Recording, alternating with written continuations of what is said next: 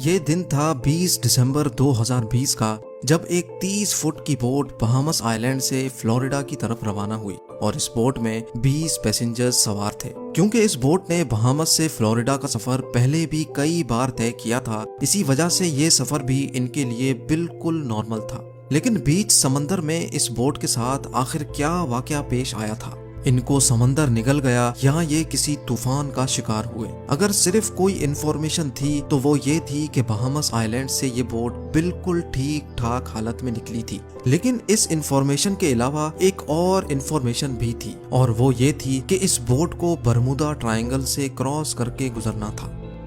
जब American coast guards को इस बात का इल्म हुआ तो एक सर्च ऑपरेशन कंडक्ट किया गया, जो समंदर के उस हिस्से में पूरे 4 दिन और 4 रातों तक चलता रहा। लेकिन मजाल है कि उस बोट का एक भी हिस्सा मिला हो।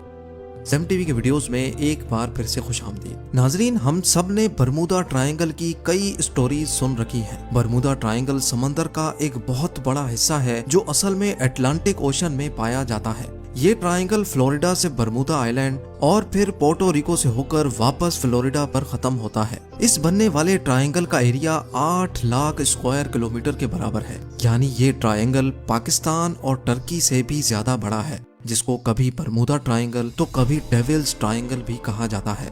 ये ट्रायंगल अपने मिस्टीरियस फिनोमिना की वजह से पूरी दुनिया में बदनाम है, जहां से गुजरते वक्त शिप्स और एयरप्लेन्स का कांटेक्ट अपनी बेस स्टेशन से अचानक टूट जाता है और वो हमेशा हमेशा के लिए गायब हो जाते हैं। अभी तक शिप्स और एयरप्लेन्स की एक बहुत बड़ी तादाद इस ट्रायंगल में गुम हो चुकी है। आज तक इनमें से सिर्फ चंद शिप्स और एयरप्लेन्स का मलबा रिसर्चर्स को समंदर के बॉटम से मिला है, लेकिन वो भी उस जगह से नहीं जहां वो आखिरी बार रेडार पे शो हुए थे। जबकि दूसरों का तो ना मलबा मिला और ना ही इनके अंदर मौजूद लोगों का आज तक किसी को पता चल सका है।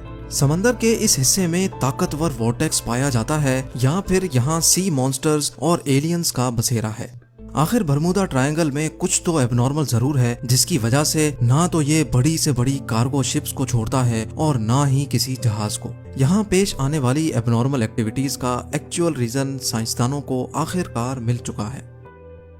ये मामला शुरू हुआ था 1945 में, जब US नेवी के 5 टॉर्पीडो बॉम्बर एयरक्राफ्ट्स एक मिशन पर निकले थे। उन 5 एयरक्राफ्ट्स में बैठे 14 लोगों के लिए ये बिल्कुल रूटीन प्रैक्टिस थी। लेकिन बरमूदा ट्रायंगल के एरिया में आते ही US नेवी के रडार से वो 5 बॉम्बर तैयारे अचानक गायब हो गए, और वो भी एक साथ।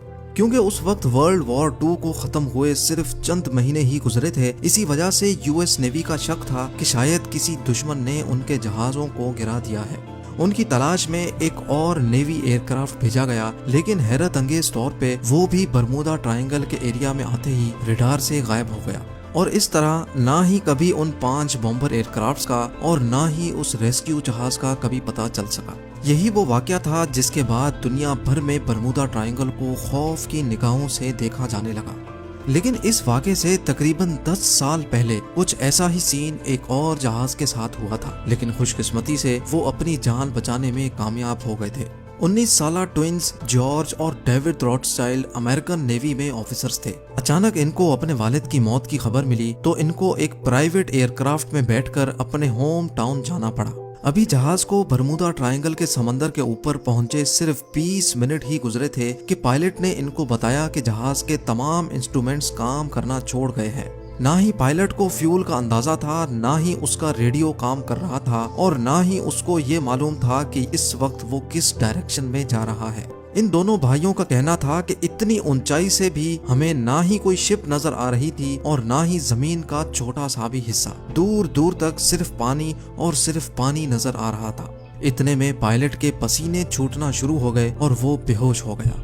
लेकिन खुशकिस्मती थी कि जहाज में को पायलट भी मौजूद था, जिसने जहाज का कंट्रोल संभाल लिया, और चंद घंटों की इस खौफनाक परवाज के बाद आखिरकार उनको जमीन नजर आ गई, जहां जहाज को इमरजेंसी लैंड कर लिया गया। कई सालों के बाद जब बरमूदा ट्रायंगल अपने मिस्टीरियस वाकयात की वजह से मशहूर हुआ, तब इन दोनों भाइयों को पता चला कि ये खुद इस चीज का शिकार हुए थे और खुशकिस्मती से बच भी गए। 2015 में एल्फारो नाम की एक कार्गो शिप फ्लोरिडा से प्योर्टो रिको जा रही थी, जो 1 अक्टूबर 2015 वाले दिन रडार से गायब हो गई। यूएस कोस्ट गार्ड्स और एयरफोर्स ने एक कंबाइंड सर्च ऑपरेशन किया और पूरे 1 महीने की सर्च के बाद एल्फारो सतह समंदर से 15,000 फीट नीचे समंदर के बॉटम पर पाई गई। शिप के कैप्टन से जब आखिरी कांटेक्ट हुआ था तब ऐसा लग रहा था जैसे शिप में पानी आ चुका है और वो एल्फारो से होने वाला आखिरी कांटेक्ट था।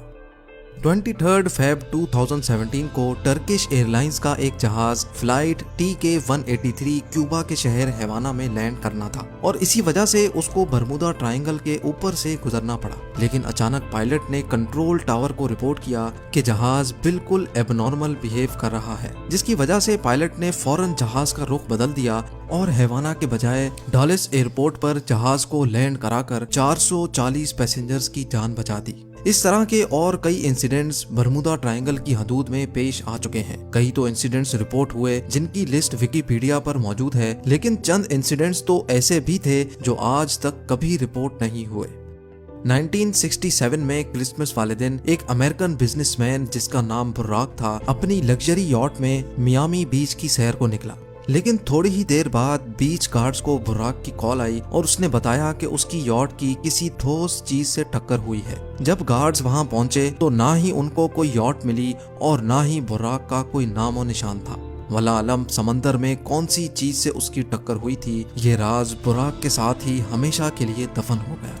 बरमुदा ट्रायंगल की रोंगटे खड़े करने वाली मिस्ट्रीज हर नए वाक़े के बाद एक बार फिर से लोगों के जहनों में ताज़ा हो जाती हैं और हर बार की तरह इस मिस्ट्री का जवाब तलाश करने के लिए साइंसदानों की खोज एक बार फिर से शुरू हो जाती है। लेकिन इस बार साइंसदानों ने कुछ ऐसे ठोस सबूत तलाश किए हैं जिससे जाहिर होता है कि शायद वाकई ये मिस्ट्री अब सॉल्व हो चुकी है। यूनिवर्सिटी ऑफ कोलोराडो से ताल्लुक रखने वाली एक अमेरिकन साइंटिस्ट की टीम ने सैटेलाइट से बरमुदा ट्रायंगल की कड़ी जांच की, जिसमें उनको कुछ ऐसा देखने को मिला जो शायद आज से पहले किसी ने भी नहीं देखा था। उन्होंने नोटिस किया कि बरमुदा ट्रायंगल के ऊपर कुछ ऐसे क्लाउड्स बन रहे हैं जो ना ही स्क्वायर हैं और ना ही सर्कल, बल्कि ये क्लाउड्स हेक्सागोन की शक्ल जैसे हैं और इनका साइज 88 किलोमीटर जितना बड़ा होता है। एक्सपर्ट टीम का मानना है कि शायद ये क्लाउड्स कोई आम क्लाउड्स नहीं बल्कि ये एयर बॉम्ब क्लाउड्स हैं। यानी जब ये अजीब किस्म के बादल बनते हैं तो इनके नीचे बहुत ही तेज हवा के झोंके चलते हैं जिनकी स्पीड 250 किलोमीटर पर आवर तक पहुंच सकती है।